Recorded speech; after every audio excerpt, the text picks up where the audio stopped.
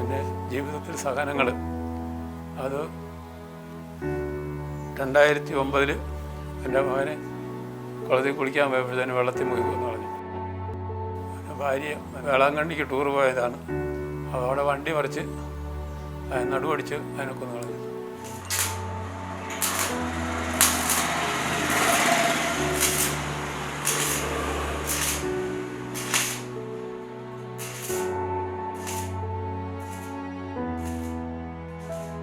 എൻ്റെ പേര് ജോസഫ്, വടക്കേലിൽ വീട്, നടവേൽ ഇടവക.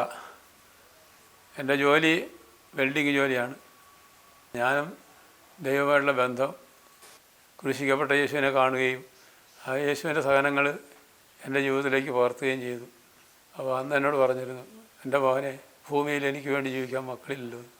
അപ്പം ഞാൻ പറഞ്ഞു, കർത്താവിൻ്റെ തലയ്ക്ക് മുകളിൽ കിടന്നുകൊണ്ടാണ് പറയണേ, ഇങ്ങനെ രക്തവും വെള്ളവും എല്ലാം എൻ്റെ തലയിലേക്ക് ഒഴുകിയിട്ട് പറഞ്ഞു, എൻ്റെ മകനെ, ഇന്നും ഭൂമിയിൽ എനിക്ക് വേണ്ടി ജീവിക്കാൻ മക്കളില്ലല്ലോ. അപ്പം ഞാൻ പറഞ്ഞു, കർത്താവെ, എനിക്ക് ഇത്രയും കാലം എനിക്കങ്ങനെ അറിയത്തില്ലായിരുന്നു, ഇനി മുതൽ ഞാനുണ്ടാവുമെന്ന് പറഞ്ഞു. അന്ന് മുതൽ ഇന്ന് വരെ 30 വർഷം പൂർത്തിയാകുമ്പോഴാണ്. അപ്പോൾ ഈ 30 വർഷത്തെ കഴിഞ്ഞ് യേശുവിനെ ഇന്നും ആ യേശുവിനെ തന്നെ ഇന്നും എൻ്റെ ജീവിതത്തിൽ ഞാൻ അനുഭവിച്ചുകൊണ്ടിരിക്കുന്നു.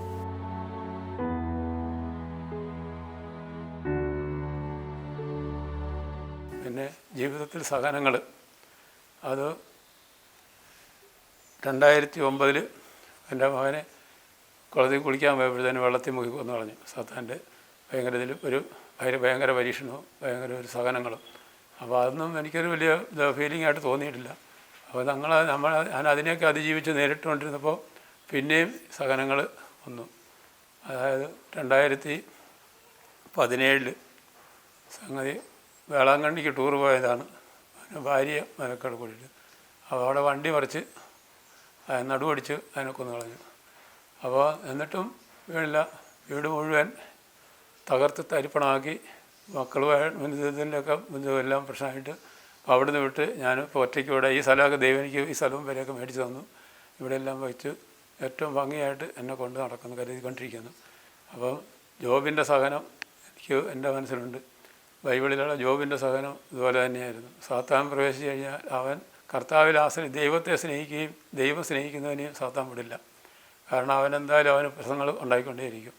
ജീവിതത്തിൽ അവന് ഒരിക്കലും സമാധാനം കൊടുക്കില്ല ഈ ലോക ജീവിതത്തിൽ. അപ്പോൾ നമുക്ക് നമ്മുടെ ജീവിതം സ്വർഗരാജ്യമാണ് ലക്ഷ്യം. അപ്പോൾ പിന്നെ ഈ ലോകത്തിൽ നമുക്ക് എന്തെല്ലാം സഹനങ്ങൾ വന്നാലും നമുക്കതൊരു വിഷമമായിട്ട് തോന്നിയിട്ടുമില്ല വരെ.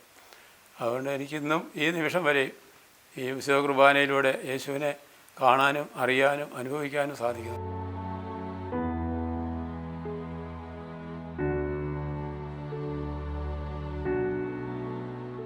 പരിചയം ആദ്യം സ്കൂളിൽ പഠിക്കുമ്പോഴുള്ള പരിചയം, അത് പിന്നെ ഈ പ്രാർത്ഥനാനുഭവത്തിലേക്ക് പള്ളിയായിട്ടുള്ള അവൻ്റെ വർക്കിൻ്റെ ഇതിൽ പരിചയമുണ്ട്.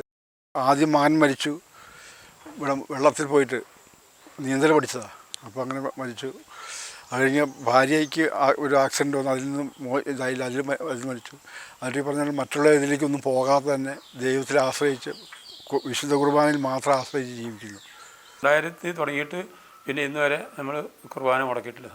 യേശു കൂടെയുണ്ട്, എൻ്റെ കൂടെ എപ്പോഴും ഫുൾ ടൈം യേശു ഉണ്ട്, എൻ്റെ കൂടെ ഉണ്ട്. യേശു എൻ്റെ കൂടെ ഇല്ലാത്തൊരു സമയവുമില്ല, ഒരു സമയത്തുമില്ല. 30 വർഷമായിട്ടൊന്നും യേശു എൻ്റെ 2 കൈയിലും പിടിച്ച് എൻ്റെ കൂടെ എപ്പോഴും ഉണ്ട്, ഒരു നിമിഷം പോലും മാറി നിന്നിട്ടില്ല. ഈ സഹനങ്ങളിലെല്ലാം യേശു എൻ്റെ കൂടെ ഉണ്ട്. ഒരു സഹനങ്ങളിൽ യേശു മാർമിക്കുന്നില്ല. കാരണം സഹനങ്ങളുണ്ടാവും ഈശോ പറഞ്ഞിട്ടുണ്ടായിരുന്നു. അത് ശിഷ്യന്മാരോട് തന്നെ പറഞ്ഞില്ലേ, ഞാൻ പിശാചുകൾ നിങ്ങൾക്ക് കീഴ്പ്പെട്ടു എന്ന് കരുതി ഉള്ളതിൽ നിങ്ങൾ സന്തോഷിക്കേണ്ട, നിങ്ങളുടെ പേരുകൾ സ്വർഗത്തിൽ എഴുതിപ്പെട്ടിരിക്കുന്നതിൽ നിങ്ങൾ വിശ്വസിച്ചോളാനാണ് പറഞ്ഞിരിക്കുന്നത്, അതിൽ നിങ്ങൾ സന്തോഷിക്കാനാണ് പറഞ്ഞിരിക്കുന്നത്. കാരണം ഇവിടെ തകർക്കുന്നുള്ളത് റെഡി തന്നെയാണ്. കാരണം ഭൂമിയിൽ സാത്താൻ്റെ വിളയാട്ടുള്ള സ്ഥലമാണ്. ഭൂമിയിൽ മുഴുവനും അതായത് തിന്മ നിറഞ്ഞു നിൽക്കുന്ന ലോകമാണ്. ഈ തിന്മ നിൽക്കുന്ന ലോകത്തിലാണ് യേശു വന്ന് ജനിച്ചതും ജീവിച്ചതും ഒക്കെ. ആ തിന്മകൾ യേശുവിനെ ദ്രോഹിച്ചിട്ടുണ്ട്, അതെന്നെ ദ്രോഹിക്കും, എല്ലാ മനുഷ്യനും ദ്രോഹിക്കും. യേശുവിൻ്റെ രൂപം, ക്രൂശിത രൂപം, ആ രൂപമാണ് എന്നോട് സംസാരിച്ചത്. ഭയങ്കര ഒരു ശകലം പോലും തൊലിയില്ല.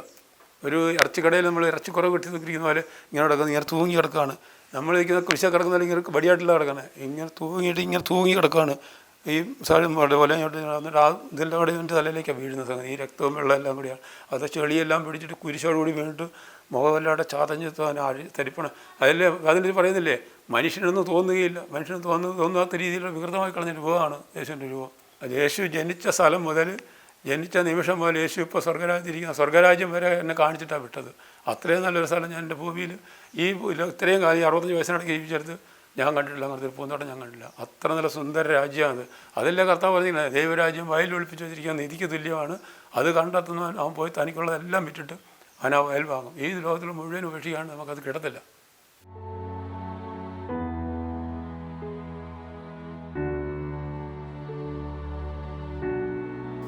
ഞാനല്ല എന്നിൽ ക്രിസ്തുവായി ജീവിക്കുന്നത്. കാരണം എൻ്റെ ശരീരം ഞാൻ വിട്ടുകൊടുത്ത്, എനിക്കുള്ളതെല്ലാം ഞാൻ വിട്ടുകൊടുത്തു. 30 വർഷങ്ങൾക്ക് മുമ്പ് ഞാൻ വിട്ടുകൊടുത്തു. അവിടുത്തെ കരങ്ങൾ ഞാൻ സമർപ്പിച്ചതാണ്. പിന്നെ എനിക്കൊന്നുമില്ല, ഞാൻ ഫ്രീ ആണ്.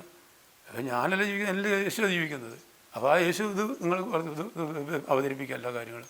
എന്നോട് ചെയ്യേണ്ടതെന്ന് പറഞ്ഞാൽ ചെയ്യണ്ട, ചെയ്യണമെന്ന് പറഞ്ഞാൽ ചെയ്യണം, വേണ്ടെന്ന് പറഞ്ഞാൽ വേണ്ട, ചെയ്യണമെന്ന് പറഞ്ഞാൽ ചെയ്യണം. അത് തന്നെ, അത്രയേ ഉള്ളൂ.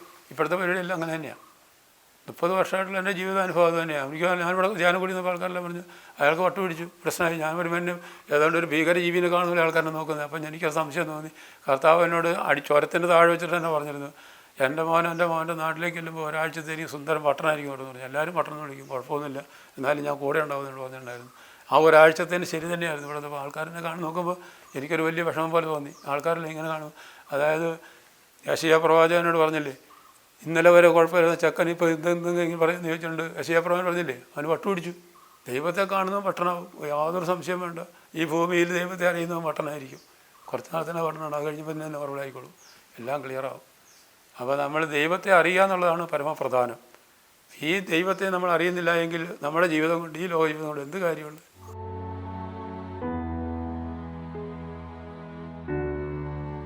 ദൈവത്തിൻ്റെ വചനം പൂർണ്ണമായി അനുസരിക്കാത്ത ആർക്കും ദൈവരാജ്യത്തിൽ പടി കടക്കാൻ പറ്റില്ല, ഒരാൾക്കും പറ്റില്ല.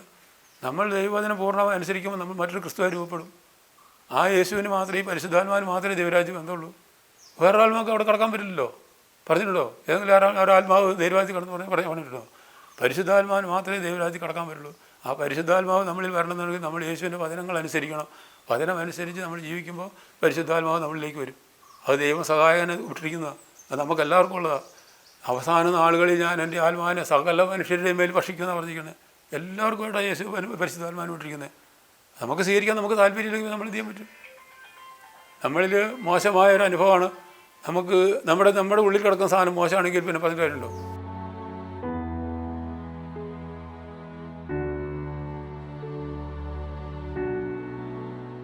അപ്പം ചേട്ടനൂടെ പണിയെടുക്കാൻ വേണ്ടിയിട്ട് 3 വർഷം ആവുന്നു. അപ്പം ചേട്ടനൂടെ വന്നേ പിന്നെ കുഴപ്പമൊന്നുമില്ല. അപ്പം ചേട്ടൻ എല്ലാ വർക്കും അറിയാം. പിന്നെ എന്തെങ്കിലും തെറ്റുണ്ടെങ്കിൽ അപ്പം ചേട്ടൻ പറഞ്ഞ് തിരുത്തും. ഒരു മക്കളെ പോലെ തന്നെയാണ് കണ്ട് കാര്യങ്ങളൊക്കെ പറഞ്ഞു തരുന്നത്. കർത്താവ് കൃത്യമായിട്ട് എല്ലാം ചെയ്തുകൊണ്ടിരിക്കുന്നുണ്ട്. സംഗതി എല്ലാം ക്ലിയറാണ്. ഒരു ഭാഗത്ത് ഒരു സ്ഥലത്തും ഒരു കുറവും വരുന്നില്ല. അത് ഇനിയും തരും. എൻ്റെ മോന് വേണ്ടതൊക്കെ ഞാൻ ഇവിടെ തരും. എവിടെയും പോകണമെന്നാണ് പറഞ്ഞത്. എങ്ങോട്ട് പോകണ്ട, എവിടെയും വേണ്ട, എൻ്റെ മോന് വേണ്ടതൊക്കെ ഞാൻ ഇവിടെ തരുന്നത്. ദൈവം കൂടെയുള്ള കഷ്ടപ്പാട് സന്തോഷമാണ്. അത് നല്ല സന്തോഷത്തിൻ്റെ അനുഭവമാണ്. നമുക്കൊരു ബുദ്ധിമുട്ടായിട്ട് നമുക്കൊരു നിരാശയായിട്ട് തോന്നില്ല. ദൈവം കൂടെയുള്ള സാധനങ്ങൾ നമുക്കൊരു കാരണവശാലും നിരാശയിലേക്ക് പോരില്ല. നിരാശപ്പെടാൻ പാടില്ല. നിരാശപ്പെടുന്നത് സാത്താൻ്റെ പണിയാണ്. അത് അവൻ നമ്മളെ നിരാശപ്പെടുത്തുക, നമ്മളെ വഴിതെറ്റിക്കുന്നതൊക്കെ സാത്താൻ്റെ പണിയാണ്. അതിലേക്ക് നമ്മൾ പോകാൻ പാടില്ല.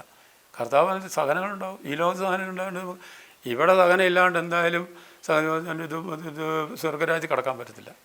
കാരണം കർത്താവ് പറഞ്ഞില്ലേ, ഗോതമ്പ് പണി നിലത്ത് വീണ് അഴിയുന്നില്ലെങ്കിൽ അത് അതേപടി ഇരിക്കും. അഴിഞ്ഞാൽ കൂടുതൽ ഫലം പുറപ്പെടുവിക്കും. കാരണം അത് നമ്മൾ ദ്രവിച്ചില്ലാണ്ടായി തീരണം. അത് നമ്മൾ സ്നേഹത്തിൻ്റെ ഇതിൽ തന്നെ അങ്ങനെ ആ രീതി പോകണം, എങ്ങനെ പറഞ്ഞിട്ടുള്ളൂ. അപ്പോൾ അതുകൊണ്ട് നമ്മുടെ ജീവിതത്തിൽ പറഞ്ഞാൽ നമ്മൾ ദൈവമായിട്ടുള്ള ബന്ധം ആഴമായ ബന്ധമാണ്. അത്രയും വലിയ ബന്ധം ഇനി നമ്മൾ ഈ ലോകത്തിൽ എന്തെല്ലാം കൂട്ടുകിട്ടാൽ മനുഷ്യൻ്റെ കൂട്ട് താൽക്കാലിക ഭൂമിയിൽ ഭാര്യ ഉണ്ടെങ്കിലും മക്കളുണ്ടെങ്കിലും മാതാപിതാക്കളുണ്ടെങ്കിലും സഹോദരനുണ്ടെങ്കിലും ഇന്ന് നിൽക്കുന്ന സാധനം നാളെ കാണില്ല. അപ്പോൾ ആ പൂവ് തന്നെ അവിടെ നിൽക്കുന്നു. ആ പൂവ് നാളെ നേരം വെളുമ്പോൾ അവിടെ കാണില്ല. ഉണ്ടാവുമോ? അത്രയും മനുഷ്യനുള്ളൂ. ഇത് നശ്വര ലോകമാണ്. ഈ ലോകം നശ്വരമെന്ന കർത്താവ് നിങ്ങളെ അനശ്വരമായിരിക്കുന്ന ദൈവരാജ്യമാണ്. അതെന്നെ കാണിച്ചതുണ്ട്. ഞാനത് കണ്ട രാജ്യം ഞാൻ തന്നെ ഒഴിവാക്കാൻ ഞാൻ തയ്യാറില്ല. ആ കണ്ട രാജ്യം ഒഴിവാക്കുക എന്ന് പറഞ്ഞാൽ എൻ്റെ ജീവിതത്തിൽ ഇനി ഇത് ഒരിക്കലും ഇല്ല. ഒന്നുമില്ലല്ലോ, എനിക്കൊരു വിഷമമില്ല.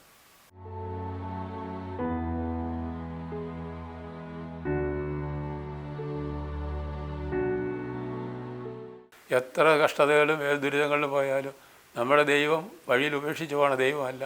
അബ്രാഹത്തെ വിളിച്ചുകൊണ്ടുവന്ന ദൈവം വഴിയിൽ ഉപേക്ഷിച്ചില്ല. ജോസഫിൻ്റെ ദൈവം ജോസഫിനെ ഉപേക്ഷിച്ചില്ല. പൊട്ടക്കണ്ണിലിറങ്ങി എടുത്തിട്ടപ്പോഴും പൊട്ടക്കണ്ണിലിറങ്ങി നിന്നു. ഒരു കാരാഗ്രഹത്തിൽ കടന്നു. ദൈവം കൂടെ നിൽക്കുന്നവനാണ്. ഒരിക്കലും സഹനങ്ങൾ വരുമ്പോൾ ഇട്ടിട്ട് പോകുന്ന ഒരു ദൈവമല്ല നമ്മുടെ ദൈവം. കാരണം യേശു സഹിച്ച സഹനങ്ങൾ വെച്ച് നോക്കുമ്പോൾ നമ്മുടെ സഹനങ്ങളൊക്കെ വെറും നിസ്സാര സഹനങ്ങളാണ്, ഒന്നിനുമില്ല. യേശു സഹിച്ചതിന് 1% പോലും നമ്മുടെ ജീവിതത്തിൽ വന്നിട്ടില്ല ഇതിലായിട്ട്. അത് കർത്താവ് അനുവദിക്കുന്നുമില്ല. അപ്പോൾ ഏത് കഷ്ടതകളിലും ഏത് ദുരിതങ്ങളിലും കർത്താവ് പറഞ്ഞിട്ടുണ്ട് കൂടെ നിൽക്കുന്നു പറഞ്ഞിട്ടുണ്ട്. നമ്മുടെ ദൈവം കൂടെ നിൽക്കുന്ന ദൈവമാണ്, ഇട്ടിട്ട് പോണ ദൈവമല്ല, ഒരിക്കലും ഇട്ടിട്ട് പോവില്ല. അപ്പോൾ അതിനുള്ളൊരു വിശ്വാസം കൂടി ഇന്നും രണ്ട് കൈയിലും മുറുക്കെ പിടിച്ചിട്ടുണ്ട്. ഒരു കുഴപ്പമില്ല, എനിക്കൊരു ടെൻഷനുമില്ല, ഒന്നുമില്ല. ഞാൻ അറിഞ്ഞ ഈ യേശുവിനെ എല്ലാവരും അറിയണം, സ്വന്തമാക്കണം എന്നുള്ളതാണ് എൻ്റെ ആഗ്രഹിക്കുന്നത്. അതിനു വേണ്ടിയിട്ട് ഞാൻ കഠിനമായിട്ട് പ്രയത്നിച്ചുകൊണ്ടിരിക്കുന്നത്. കാണുന്നവരോടൊക്കെ, എനിക്കറിയുന്നവരോടൊക്കെ ഞാൻ പറയുന്നുണ്ട്. അത് അങ്ങനെ അവരോട് ജീവിക്കാനായിട്ട് അതിന് പറയുന്നുണ്ട്. വിശുദ്ധ കുർബാനയെ പങ്കെടുക്കാൻ പറയുന്നുണ്ട്. കുർബാന നമ്മൾ സ്വീകരിക്കാൻ, നമ്മൾ ആത്മീയ ഇതും മനഃശുദ്ധിയോടുകൂടി, മനസ്സിൻ്റെ ശുദ്ധി വരുത്തിയിട്ട് വേണം നമുക്ക് വിശുദ്ധ കുർബാനയെ പങ്കെടുക്കാൻ. എങ്കിൽ മാത്രമേ നമുക്ക് യേശു അനുഭവം ഉണ്ടാവുള്ളൂ. അല്ലെങ്കിൽ വെറുതെ നമ്മൾ അപ്പം കഴിച്ച് വസ്തു കഴിച്ച് പോരുന്നതിനുണ്ട് നമുക്ക് അതിനകത്ത് മറ്റൊരു അനുഭവം ഉണ്ടാവുന്നില്ല. അതായത് നമ്മൾ വിശുദ്ധിയോടുകൂടി ചെയ്യുമ്പോൾ, വിശ്വാസത്തോടും ഭക്തിയോടുകൂടി നമ്മൾ വിശുദ്ധ കുർബാന സ്വീകരിക്കുമ്പോൾ നമുക്ക് യേശുവിൻ്റെ അനുഭവം നമ്മളിലേക്ക് കടന്നു വരും. യേശു നമ്മളിലേക്ക് കടന്നു വരികയാണ്. അപ്പം നമ്മൾ അന്നേരമാണ് ശക്തിപ്പെടുത്തുന്നത്. അപ്പോൾ നമുക്ക് ഒരു കുറവും വരില്ല, എവിടെയും കുറവ് വരില്ല. അപ്പോൾ സഹനങ്ങളെ അതിജീവിക്കാൻ പറ്റും, എല്ലാം ചെയ്യാൻ നമുക്ക് അതിനുള്ള ശക്തി കിട്ടും. അപ്പോൾ സഹിച്ച് നമ്മൾ വെറുതെ നിരാശരായിട്ട് ജീവിതം തള്ളി നീക്കാന്ന് കഴിഞ്ഞാൽ നമ്മൾ ദൈവം ഈ വിശുദ്ധ കുർബാനയോട് നമുക്ക് ദൈവം ഓരോ ദിവസം ഉത്തേജനം തന്നുകൊണ്ടിരിക്കും.